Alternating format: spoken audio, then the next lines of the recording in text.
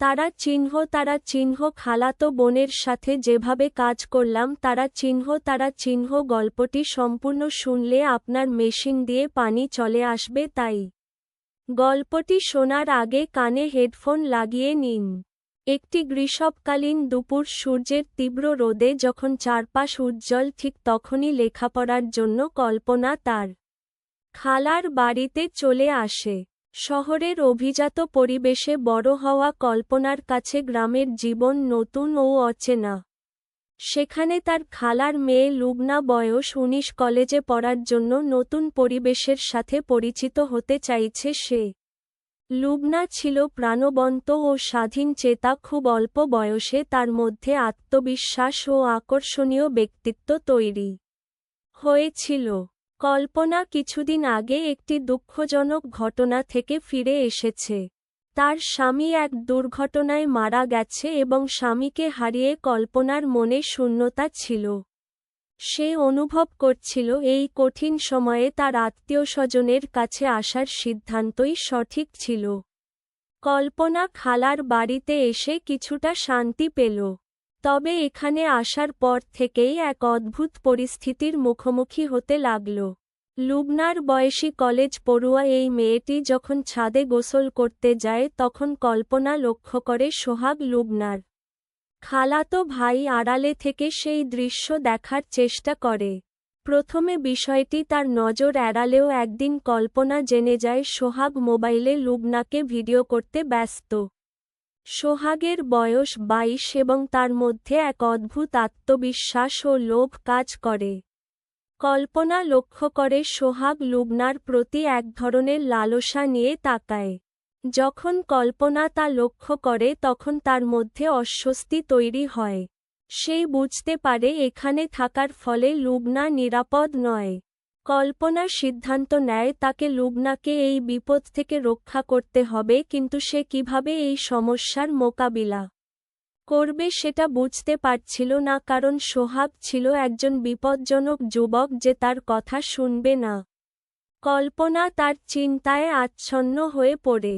গল্পটির মধ্যে এখন উত্তেজনা এবং বিপদের মুহূর্ত তৈরি হচ্ছে যেখানে কল্পনা তার খালাতো বোন লুবনাকে রক্ষা করার জন্য সাহসিকতার সাথে সোহাগের বিরুদ্ধে লড়াই করার সিদ্ধান্ত নেয়। এখানে কল্পনার মনস্তাত্ত্বিক দ্বন্দ্ব এবং তার দায়িত্ববোধ স্পষ্ট হয়ে ওঠে যখন সে জানে যে লুবনার নিরাপত্তার জন্য তাকে ঝুঁকি নিতে হবে। একদিন বিকেলে যখন লুবনা ছাদের বাথরুমে ছিল সোহাগ আচমকা তার সামনে এসে দাঁড়ায়। লুবনা তুমি কি আমার কথা ভাবতে পারো? সোহাগের প্রশ্ন শুনে লুবনা প্রথমে কিছু না বলে চুপ থাকে তার মুখে আতঙ্কের ছাপ স্পষ্ট। কল্পনা যিনি দূরে থেকে সবকিছু দেখছিলেন তাদের মধ্যে ঘটে যাওয়া সংলাপটি শুনতে পান। সোহাগের কণ্ঠে এক ধরনের গম্ভীরতা ছিল। তুমি জানো আমি তোমাকে কতটা পছন্দ করি। আমাদের মধ্যে কিছু হতে পারে কি? সোহাগের কথা শুনে লুবনার চোখে বিস্ময়। সে বুঝতে পারছিল না কি বলছো। তুমি কি পাগল হয়ে গেছো? লুবনা প্রতিবাদ করে। কল্পনার মনে তখন অস্বস্তি।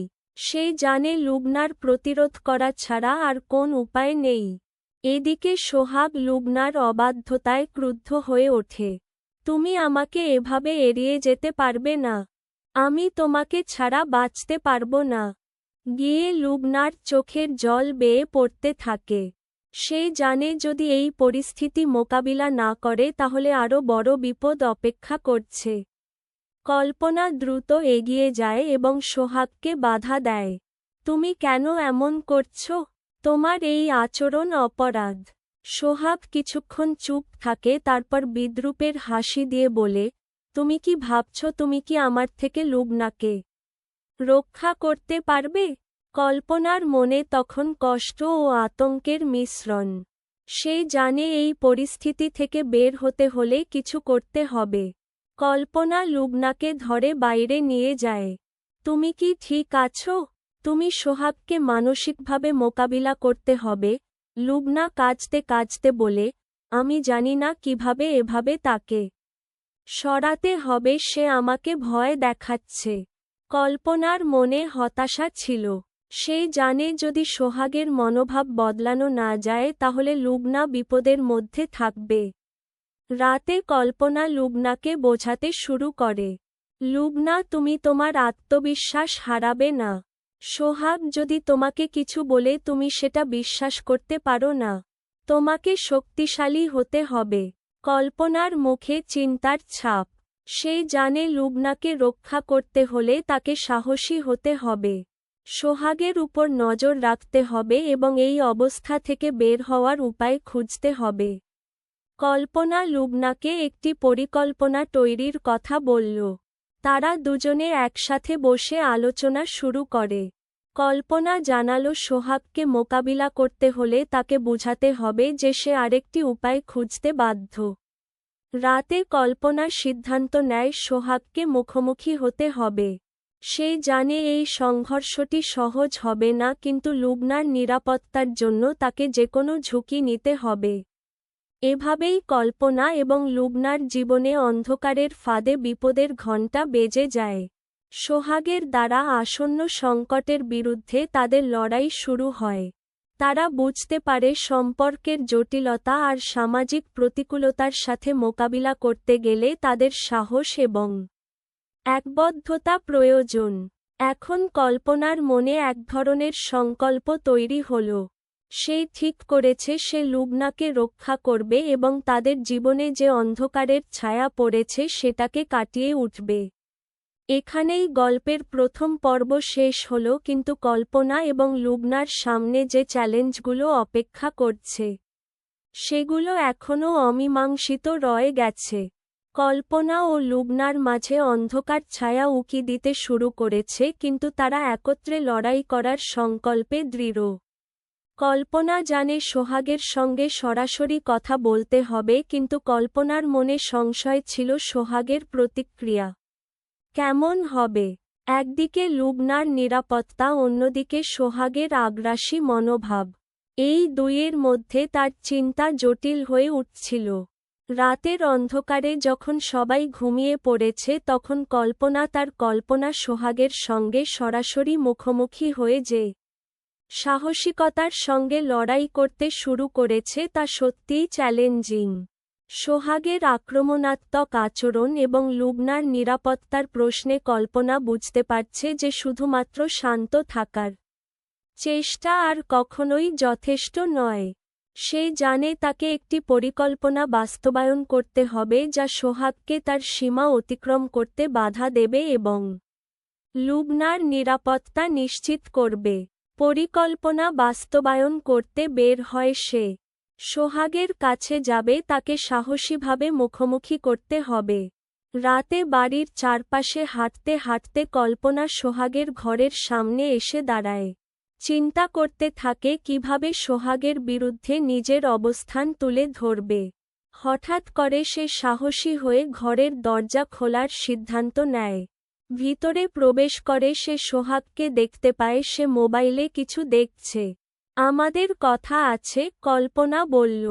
সোহাগ মাথা না তুলে কেবল হাসে। এত রাতে কেন এখানে এসেছ? কিছু একটা করতে এসেছ? তার কণ্ঠে বিদ্রূপ স্পষ্ট। কল্পনা জানে এখানে গোপনীয়তার অভাব নেই, সে যতটা সম্ভব শান্ত থাকতে চেষ্টা করে। আমি জানি তুমি লুবনাকে দেখছ, এটা বন্ধ হওয়া উচিত, কল্পনা বলল, তার কণ্ঠে যথেষ্ট ধীতা রয়েছে।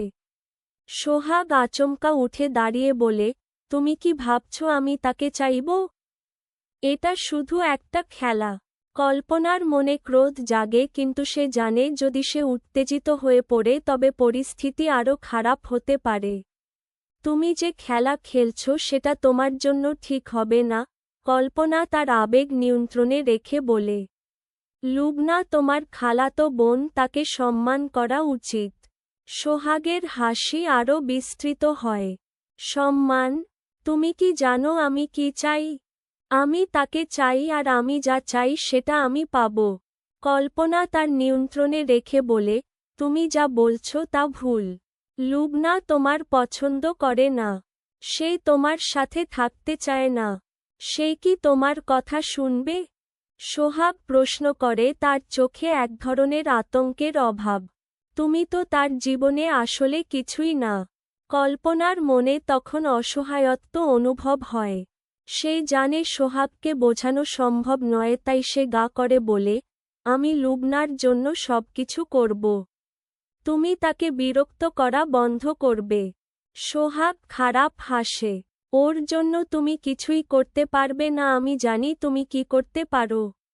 কল্পনা তার কণ্ঠস্বর জোরালো করে বলে, আমি কখনো তোমার সামনে মাথা নোয়াব না। লুবনার নিরাপত্তা রক্ষা করতে আমি কিছু করব। সোহাগ তখন বিরক্ত হয়ে বলে, চেষ্টা করো, কিন্তু মনে রেখো আমি কাউকে ছাড়ব না। এভাবে সোহাগের সঙ্গে মুখোমুখি হওয়ার পর কল্পনা ফিরে আসে। সে জানে এখন শুধু লুবনাকে রক্ষা করা নয়, বরং সোহাগের আসল চেহারার সামনে আনা দরকার। সে একটা পরিকল্পনা করতে হবে যা সোহাগের বিপজ্জনক আচরণের বিরুদ্ধে একটি শক্তিশালী বার্তা দিতে পারে। পরদিন সকালে কল্পনা লুবনাকে ডাকে। লুবনা, আমি সোহাগের সঙ্গে কথা বলেছি। সে খুব বিপজ্জনক এবং তুমি যদি নিজেকে রক্ষা করতে চাও তাহলে কিছু পদক্ষেপ নিতে হবে।